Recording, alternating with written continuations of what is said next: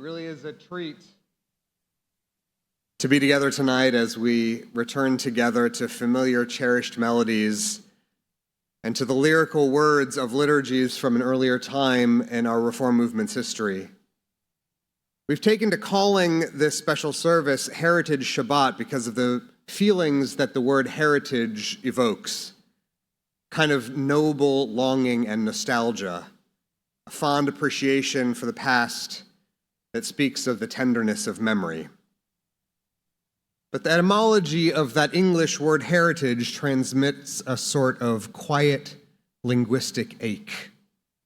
The Latin word from which it comes, heres, meaning a surviving heir, is itself derived from an older Proto-Indo-European root word related to abandonment, the bereavement of being left alone.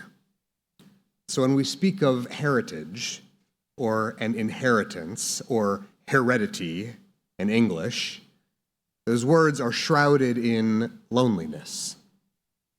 The most ancient meanings of heritage point to the feeling that what we have received is ours only because someone else is gone. A hereditary gift is one which echoes something left behind, reminding us of absences that cannot be reconciled. But our Jewish tradition offers a different linguistic perspective. In Hebrew, the word that most closely means heritage is morasha.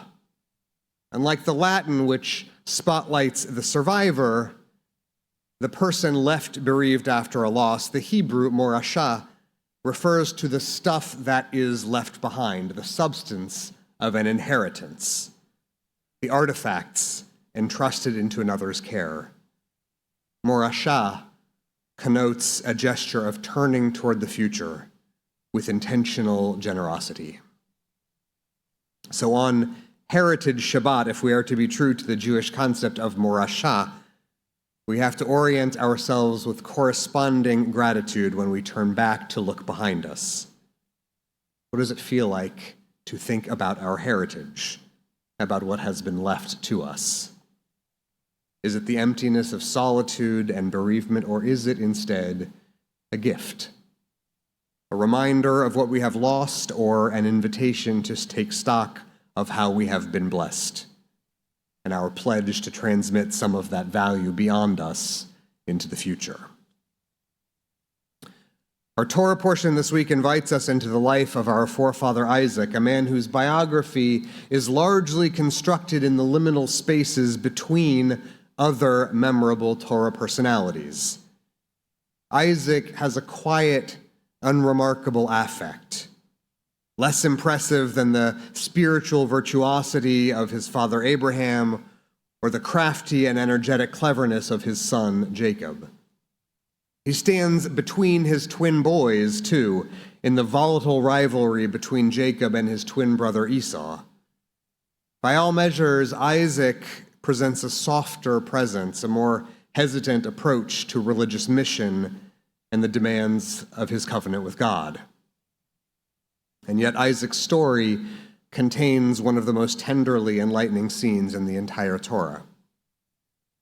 In addition to his pioneering spiritual leadership, it seems that Abraham also had a knack for civil engineering, because the text tells us that during his lifetime, Abraham dug a series of wells in the desert so that his household and their livestock would have water to drink during the long, hot Canaanite summers.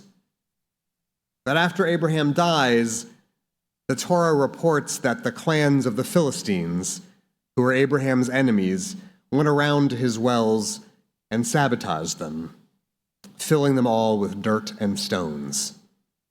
The Philistines packed the wells with earth, choking off their water supply and burying under layers of fear and resentment the resources that once refreshed and sustained Abraham's family.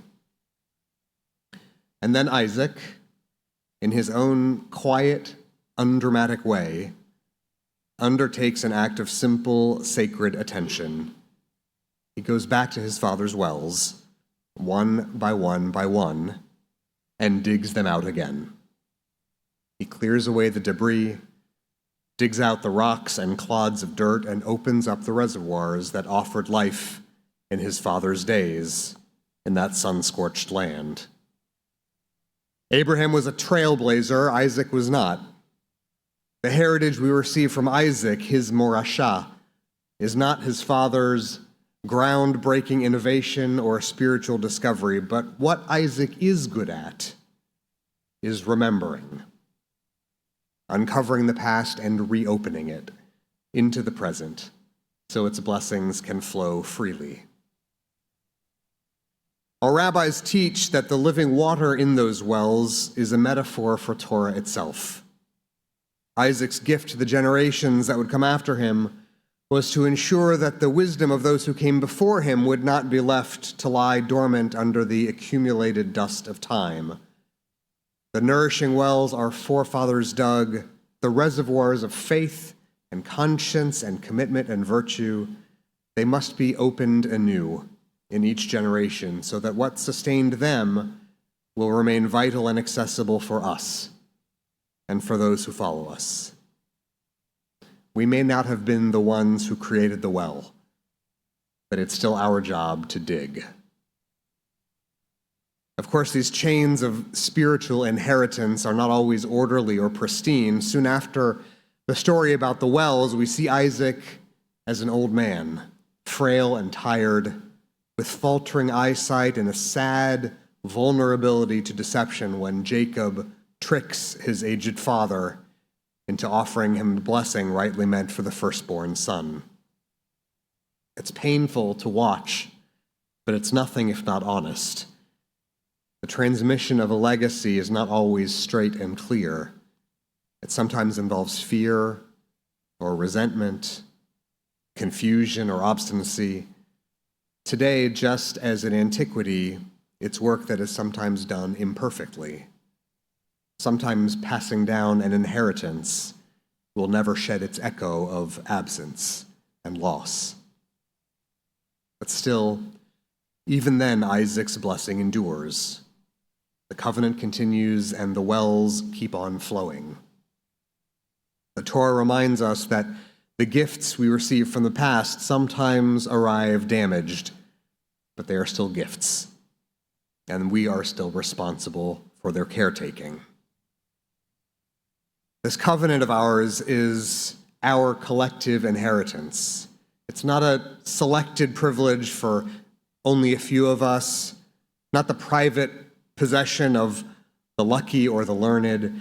It belongs to the whole community of Israel, placed into our hands together with the expectation that we will add the labor of our own love to protect it and pass it on.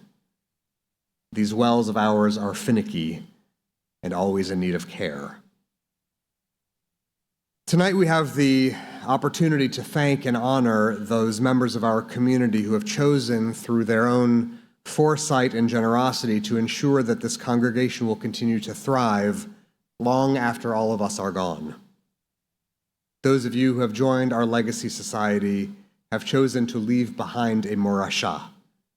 You are the diggers of wells, and all of us, thank you. I believe it's important that we recognize and acknowledge you tonight from the Bima as part of this worship service, because to leave a morasha, to leave behind a legacy, is to take on a spiritual commitment, not just a financial or administrative or transactional one. You decided to look into an unknowable future and bless the people who will live there. It's an act of trust that Torah will still matter, that community will still gather, that the wells of Jewish wisdom will nourish souls yet unborn. We all have the opportunity to do what our forefather Isaac did. We can look backward with love and forward with hope. We can clear the dust away from the sources that sustained us, learning and justice, prayer and morality, and we can see to it personally that those things will be waiting for the generations that will follow. In a world that often feels transient and uncertain, this choice is a steady, generous affirmation. We are willing to take responsibility for the work our ancestors started, and we will see to it that Judaism's deepest treasures, its unquenchable ideals and its daring kindness, will not disappear on our watch. Tonight is a night dedicated to heritage, or more properly to morasha, because it speaks not of absence but of presence, not of bereavement but of blessing. This is a night to honor our givers and supporters with gratitude and to emulate them with courage. It is my prayer that all of us will find a way to be faithful stewards of what has been entrusted to us, that we'll be brave enough to uncover the wells that have been stopped up in our own community or in our own hearts. I pray that all of us will draw deeply from the waters of Torah and hope and keep them flowing freely for those who will succeed us. And may those whose gifts already sustain our future be blessed for their vision, their faith, and their enduring love for our people. May these lives and these legacies always be for blessing. Amen.